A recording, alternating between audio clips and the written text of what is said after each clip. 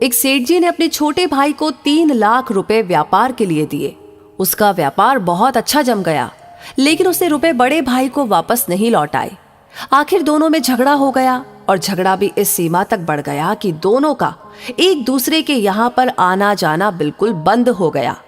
घृणा व द्वेष का आंतरिक संबंध अत्यंत गहरा हो गया। सेठ जी हर समय हर संबंधी के सामने अपने छोटे भाई की निंदा, निरादर और आलोचना करने लगे। सेठ जी अच्छे साधक भी थे, लेकिन इस वजह से उनकी साधना लड़खड़ाने लगी।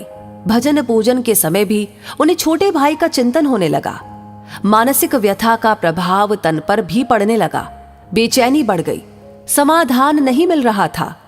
आखिर वे एक संत के पास गए और अपनी सारी व्यथा सुनाई। संत श्री ने कहा कि बेटा, तू चिंता मत कर, ईश्वर कृपा से सब ठीक हो जाएगा। तुम कुछ फल व मिठाइयां लेकर अपने छोटे भाई के यहाँ जाना और मिलते ही उससे केवल इतना कहना, अनुज, सारी भूल मुझसे हुई है, मुझे क्षमा कर दो। सेठ जी ने कहा, महाराज, मैंने ही उनकी मदद की है और क्षमा भी मैं ही मांगू? संत श्री ने उत्तर दिया, परिवार में ऐसा कोई भी संघर्ष नहीं हो सकता जिसमें दोनों पक्षों की गलती न हो।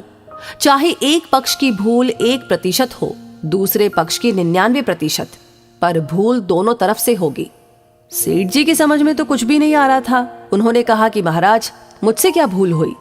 संत श्री ने कहा कि बेटा, तुमने मन ही मन अपने छोटे भाई को बुरा समझा, यही है तुम्हारी पहली भूल। तुमने उसकी निंदा, आलोचना और तिरस्कार किया, यह है तुम्हारी दूसरी भूल। क्रोधपूर्ण आंखों से उसके दोषों को देखा, यह है तुम्हारी तीसरी भूल। अपने कानों से उसकी निंदा सुनी, यह है तुम्हारी चौथी भूल। तुम्हारे हृदय में छोटे भाई के प्रति क्रोध व घृणा है और यह है तुम्हारी आखिरी भूल। अपनी इन भूलों से तुमने अपने छोटे भाई को दुख दिया है। तुम्हारा दिया दुख ही कई गुना होकर तुम्हारे पास लौटा है। जाओ, अपनी भूल के लिए क्षमा मांगो, नहीं तो तुम न चैन से जी सकोगे और न चैन से मर सकोगे। क्षमा मांगना बहुत बड़ी साधना है और तुम तो एक बहुत अच्छे साधक हो। सेठ जी की आंखें खुल गई। संत श्री को प्रणाम करके वे छोटे भाई के घर पहुंचे। सब लोग भोजन की तैयारी में थे। उन्होंने दरवाजा खटखटाया। दरवाजा उनके भतीजे ने खोला। सामने ताऊजी को देखकर वह अवाक सा रह गया और खुशी से झूमकर जोर जोर से चिल्लाने लगा, मम्मी पापा, देखो कौन आए हैं, ताऊजी आए हैं, ताऊजी आए हैं। माता पिता ने दरवाजे की तरफ देखा, सोचा कहीं हम सपना तो नहीं देख रहे। छोटा भाई हर्ष से पुलकित हो उठा। 15 वर्ष के बाद आज बड़े भैया घर पर आए हैं। प्रेम से गला रुंध गया, कुछ बोल न सका। सेठ जी ने फल व मिठाइयां टेबल पर रखी और दोनों हाथ जोड़कर छोटे भाई को कहा, भाई, सारी भूल मुझसे हुई है, मुझे क्षमा करो। क्षमा शब्द निकलते ही उनके हृदय का प्रेम अश्रु बनकर बहने लगा। छोटा भाई उनके चरणों में गिर गया और अपनी भूल के लिए रो रो कर क्षमा याचना करने लगा।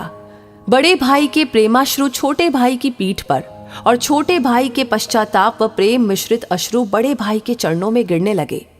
क्षमा व प्रेम का अथाह सागर फूट पड़ा। सब शांत, चुप और सबकी आंखों से अविरल अश्रु धारा बहने लगी। छोटा भाई उठकर गया और रुपए लाकर बड़े भाई के सामने रख दिए। बड़े भाई ने कहा कि भाई, आज मैं इन कौड़ियों को लेने के लिए नहीं आया हूं।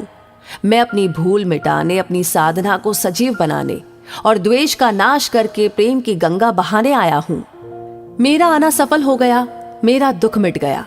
अब मुझे आनंद का एहसास हो रहा है। छोटे भाई ने कहा, भैया, जब तक आप ये रुपए नहीं लेंगे तब तक मेरे हृदय की तपन नहीं मिटेगी। कृपा करके आप ये रुपए ले लीजिए। सेठ जी ने छोटे भाई से रुपए लिए और अपनी इच्छा अनुसार छोटे भाई भतीजों में बांट दिए। सब कार में बैठे घर पहुंचे।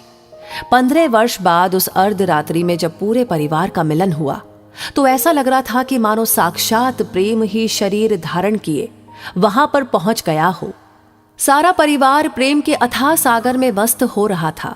क्षमा मांगने के बाद सेठ जी का दुख, चिंता, तनाव, भय, निराशा रूपी मानसिक रोग जड़ से ही मिट गया और साधना सजीव हो उठी। तो हमें भी अपने दिल में क्षमा रखनी चाहिए। अपने सामने छोटा हो या बड़ा, अपनी गलती हो या ना हो, क्षमा मांग लेने से सब झगड़े समाप्त हो जाते हैं।